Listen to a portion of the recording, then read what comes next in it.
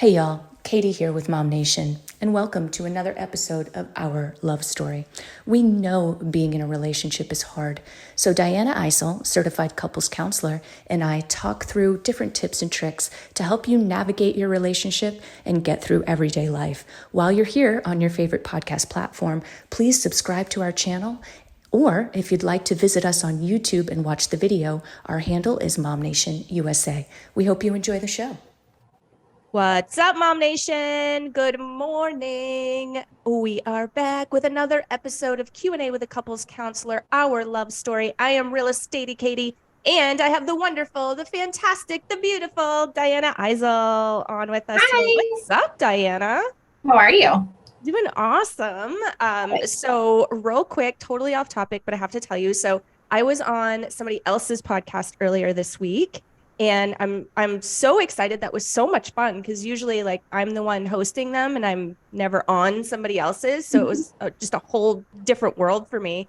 And I got to talk a bunch about MOMnation, and this particular interviewer brought up our show. So I was really excited that I got to talk about you and about the show and how awesome it is that I feel that it's awesome that we have been here for now almost 2 years providing insight and, talking through these mental health issues that pertain to couples and marriages and, togetherness, that we've been able to do this for our community. So thank you.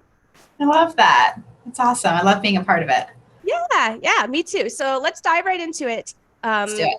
Guys, if I know you've probably seen one of these shows before. I'm sure that you have been with us before. What's up, Jamie? Jamie is on with us this morning. Thank you so much for watching. So what we do is we either have a topic that we'll talk through that pertains to, couples, marriages, all of the stuff that's wrapped up in that. We know that's a lot. Or we'll choose typically an anonymous post in the group to talk through. And today we have an anonymous post that we'd like to talk through, and it's going to take me a little while to read it. So I should probably get started. So I'll share the screen for those of you that are watching the video. And then for those of you who are just on the podcast, I will read it aloud.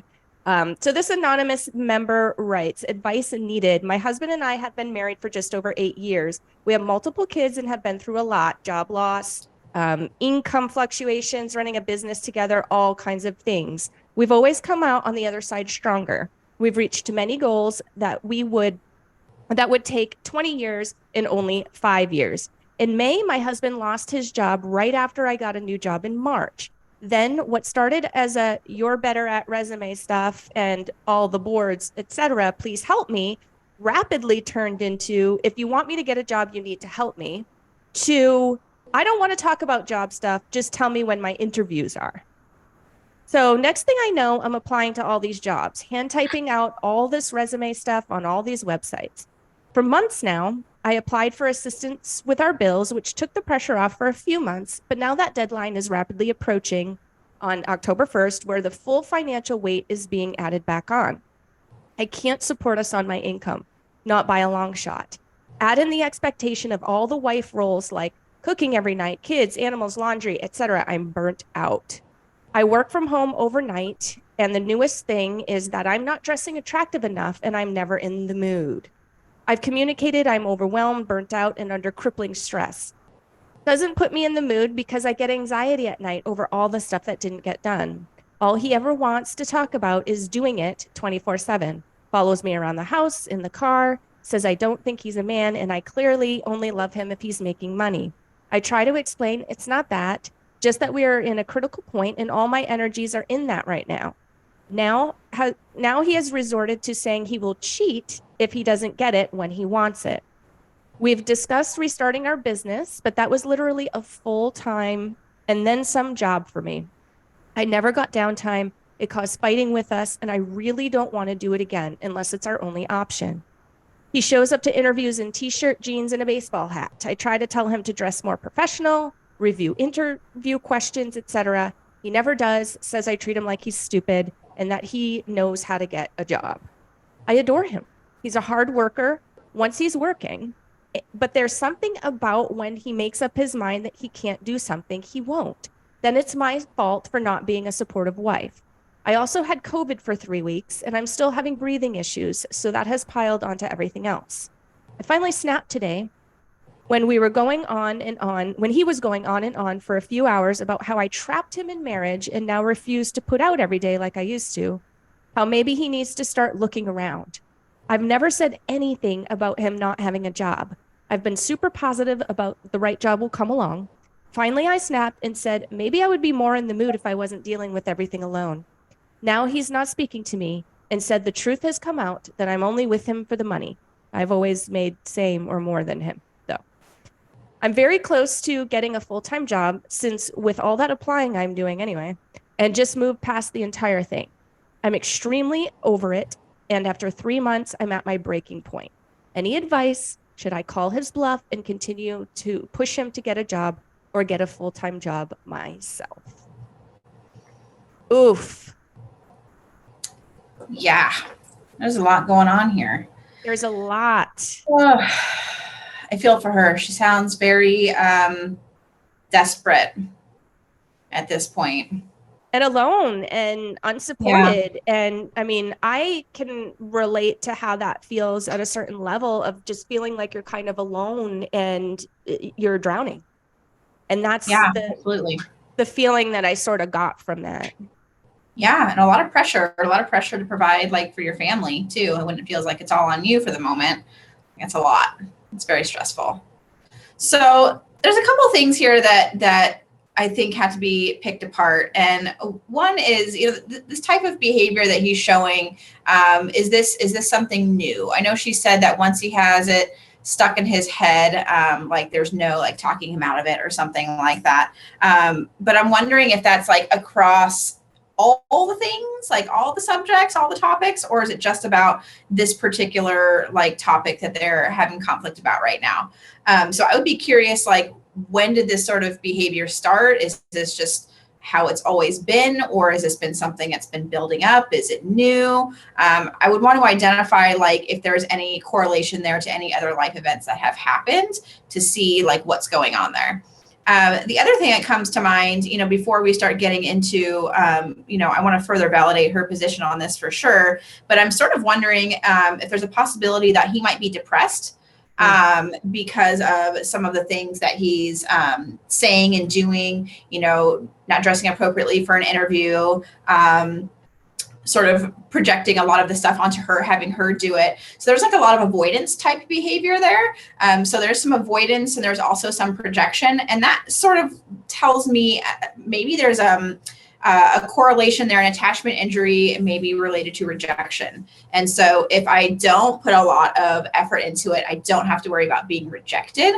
And if I just get in front of this and say, you only want me for money or any sort of reason that's not like about me as a person, he's almost getting in front of it to like protect himself as like a defense mechanism instead of just being vulnerable and sharing like, I'm feeling, really vulnerable right now. I don't have a job.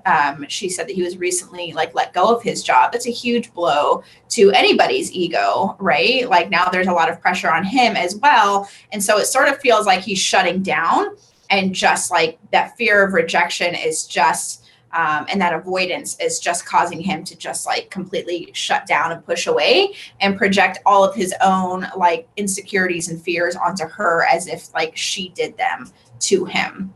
So there's a lot, I think, going on within him that he's not sharing or wanting to share that's causing this, cascade of behaviors, because it does seem like it's getting a little bit more escalated, a little bit worse, because now he's projecting some of that onto her. If you're not, physically intimate with me, then I'm going to have to start, quote unquote, looking around. That's also based in rejection. Like you're rejecting me. So I'm going to find somebody else that's not rejecting me, even if she doesn't feel like that's what she's doing, what she said in the post, that I'm not deliberately doing that. But it does sound like there's a deeper root there and some rejection for him, and he's trying to get in front of it. So, I hope that she can maybe explore that a little bit with him from a very vulnerable place, which I know is very difficult when you're feeling some sort of way. I can tell that she's upset. She's feeling probably very angry and frustrated. The end of her post there, it sounded like maybe she was starting to shut down a little bit too. If I should just, get a full-time job, suck it up, move through it, and just do what I got to do. You know what I mean? So I wonder if this is something that's part of the relationship, that some of those tougher, vulnerable conversations are more difficult. So I'm really hoping that maybe she can put that to the side for right now and explore with him what she can do to maybe get him to look inside and dig deep a little bit and see like where this is coming from and where his avoidance is coming from. Because I certainly think there's a lot going on there with him. The other thing that I hear is, she's feeling all this added responsibility on top of quote unquote wife duties. And so that feels like a very complex term there.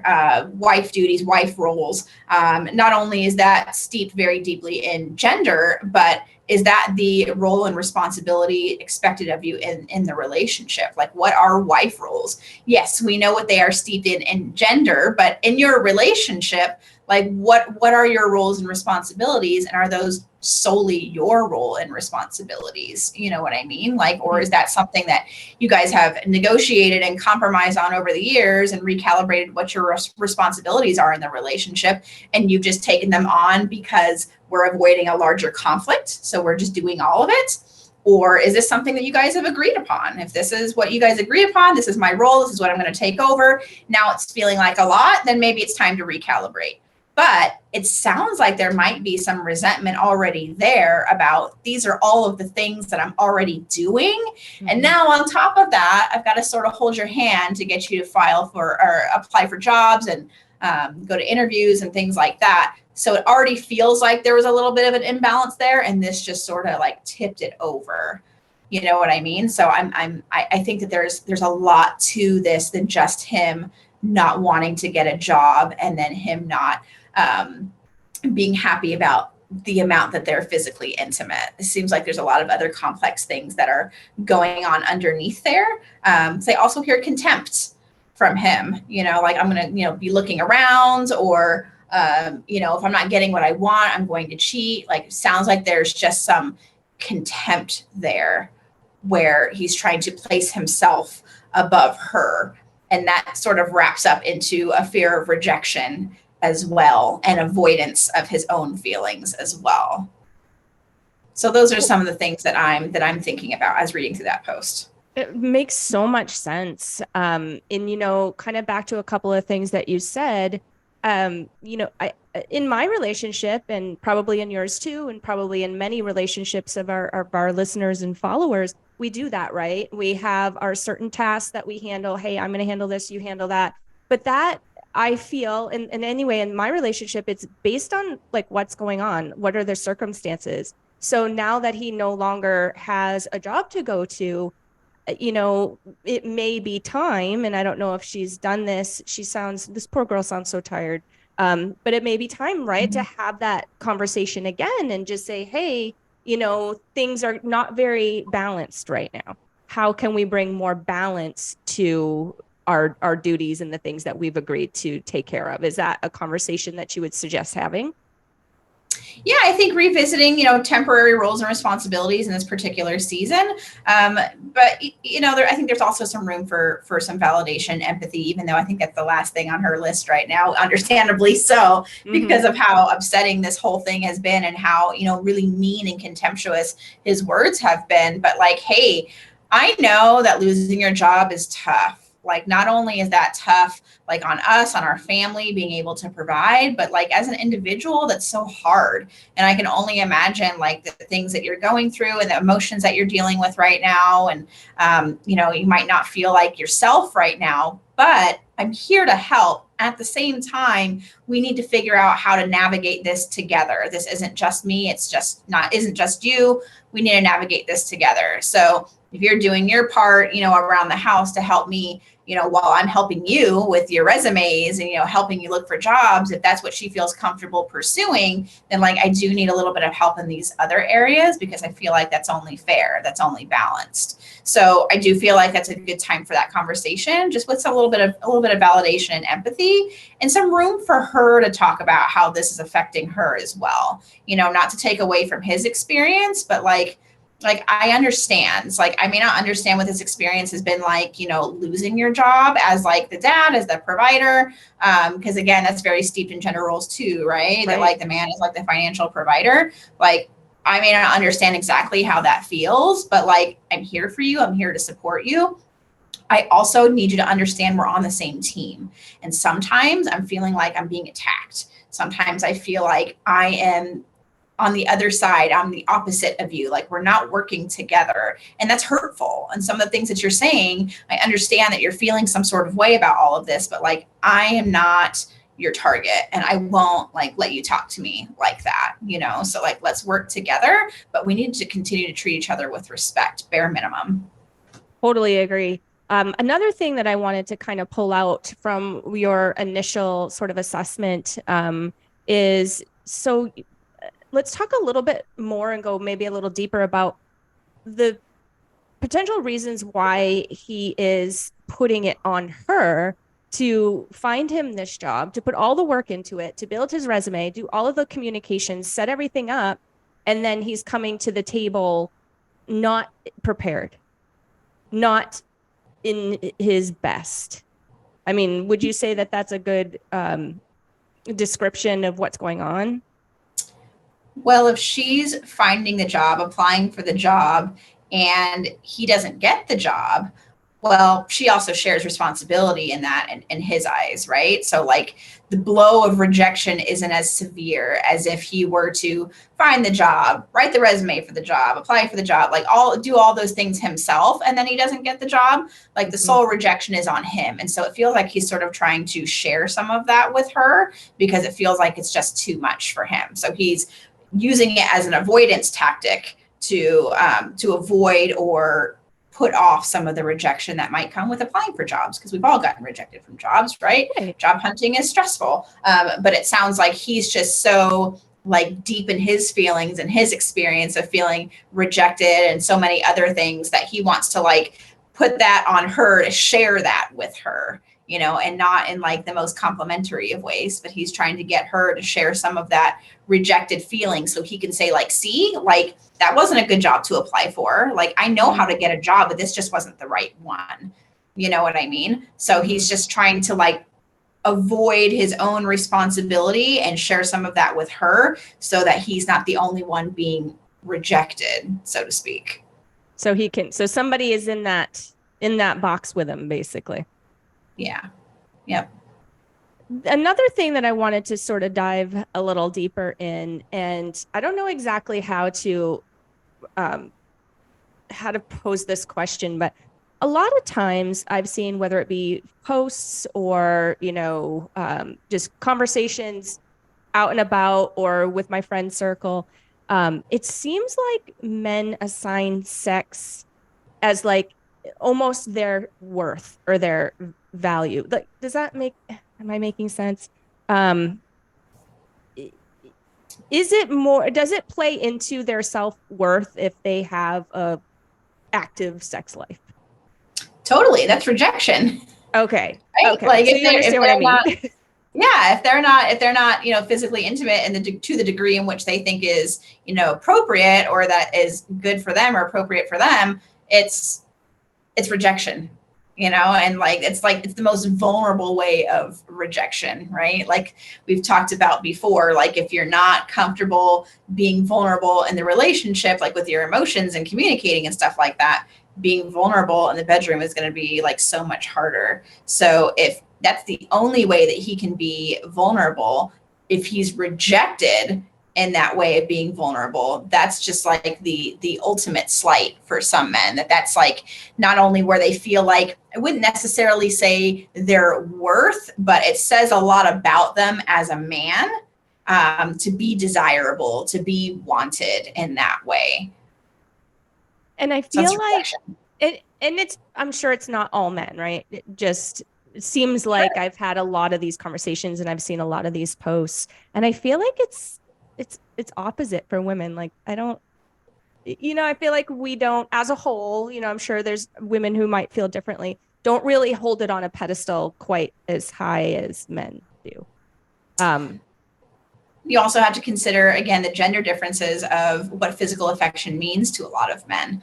A lot of men are not, raised and encouraged to be emotionally intimate, right? To be vulnerable and talk about how they feel and to dive deep into like some of those, emotional experiences of their partner. Like it's not largely something that men are taught. However, with women, we typically are more emotionally aware and more comfortable in some cases being more vulnerable in that way. So there's emotional affection and there's physical affection. So if men aren't necessarily taught all of the emotional affection aspects of it, they're going to go straight for the physical affection. And that's how they receive love. Not all men, of course, but a lot of men receive love in that way. And then when women are receiving love through feeling, emotionally connected, that's where the disconnect happens, right? So then I can't experience the physical intimacy without the emotional intimacy. And some men translate that as, oh, so you have to get what you want first in order for me to get what I want. And honestly, it's like, well, kind of. Yeah. It's not a like dangling of the carrot. Like if you don't do this thing, like we're not going to have sex. Like it's not that. It's that I cannot feel connected to you and vulnerable with you in that way if I don't feel it like outside the bedroom, right? So it's not punitive. And I feel like a lot of men view it that way, that it's punitive, but it's not meant to be punitive. It's just, I can't get there. Like I can't be vulnerable in that space with you if I don't feel like I can be like outside the bedroom. And I get that so much. And I feel like a lot of women out there are going to connect on that 100%. And I feel that in her post. She's talking about being overwhelmed. She's stressed out. She's financially stressed out. She's taking care of the kids, the animals, the cooking, the cleaning, now finding him a job. And now she has to be expected to perform these duties that honestly, I can totally relate with her. I could see why she's not in the mood. Come on. She's probably first off physically exhausted. Yeah. And now absolutely. she's being emotionally and mentally beat up. Yes, 100%. There's no validation or empathy happening from him. He's not even in a place, it doesn't sound like, to say like, hey, I understand this has been really hard on you. You've done such a great job helping me with my resumes and applying for jobs. And, as always, you're holding it down and, taking care of the kids and the meals, like all those things, like none of that is happening. It's just like, oh yeah, also, this is like another thing that you're not doing good enough. So not only are you not able to provide for everyone right now while I'm not getting a job, you're also not providing for me in a very sexual way. So this is just, you're sucking across the board right now. So it doesn't feel like there is any support or validation there. And again, that leads me back to my original question, which is like, is this a thing? Like, is this a dynamic in the relationship that this poster has recognized? Like, if she goes back in hindsight and reflects on some of the dynamics in the relationship, like, is this a thing where they have experienced hardship? And, she said that we've come out stronger through some of those hardships, but like, who is carrying the emotional weight of those hardships?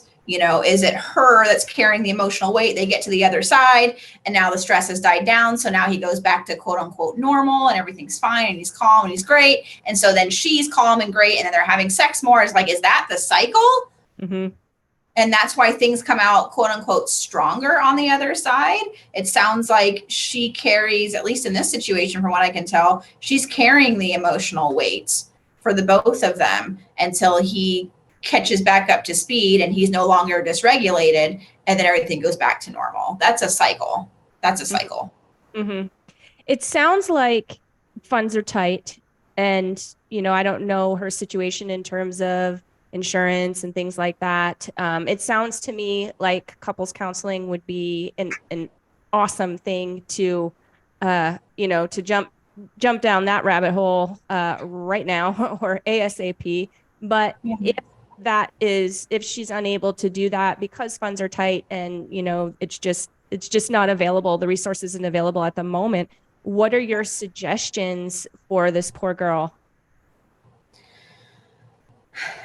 Well, I do feel like, yes, couples counseling would be really helpful. In the meantime, if she can have a really honest, vulnerable conversation with him about how she's feeling, and see if she can get a non-defensive response from him, i.e. using those I statements. Like, I'm feeling very overwhelmed. I feel like I'm trying really hard to help you with this. I try really hard to make sure all the things around the house are taken care of, the kids are taken care of.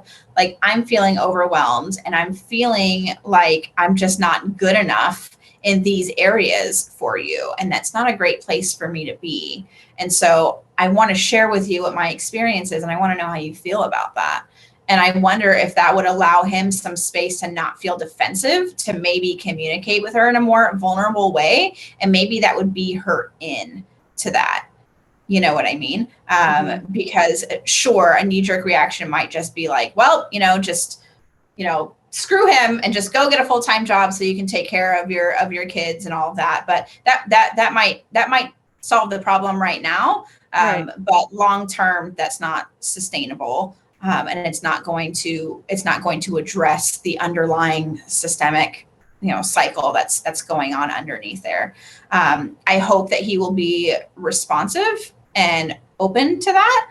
And that maybe in turn, he can share a little bit about his experience, and then they can move forward. But right now there's just a bunch of blocking happening where he's blaming her for this and that and projecting his own rejection onto her. And it doesn't sound like he's in a space to do that. But maybe if she can open that door for him and almost model, like, this is what it feels like for me. Like, can you empathize with that? Can you relate to that, so that we could just have a non-blamey just conversation about what this experience is like for us right now, and see if that opens some lines of communication. Yeah, because it seems like, and again, we don't know the history, we don't know if this is a thing, but it seems like they have worked as a team at some point during this relationship. Yeah, absolutely. But this is, I mean, the him losing a job, right, is just, like I said, it's rejection and it's a blow to the ego, right? So while they've had some, financial hardship and losses and things in the past, they've done them together. So this is sort of while him losing a job financially impacts both of them, impacts the whole family, this was something that just sort of impacted him directly. Mm-hmm. And then the aftermath obviously affects everybody else. But, if they're having business hardship, if they have a business together, like, that's both of them, right? They're having financial hardship, that's both of them, but this is like, I don't know if this is the first time, but in this particular situation, like, this is affecting him directly. And so, like, the onus is on him to get himself another job or find some other means of income. So while they worked together as a team in the past, this feels like an imbalance in that teamwork. And I would also be curious, like, what does working as a team mean? Does working as a team mean she carries a lot of the weight and she's just okay with it and he loves that dynamic? Or does it feel balanced? Or does she feel anxiety about rocking the boat and perhaps saying, like, yeah, we do work really well as a team because I do all the things. Yeah. And he likes that I do all the things. So we're cool with that, because then there's no conflict. You know what I mean? So I would also be really curious, like, what exactly does teamwork mean to you, and what has it meant to the relationship in the past?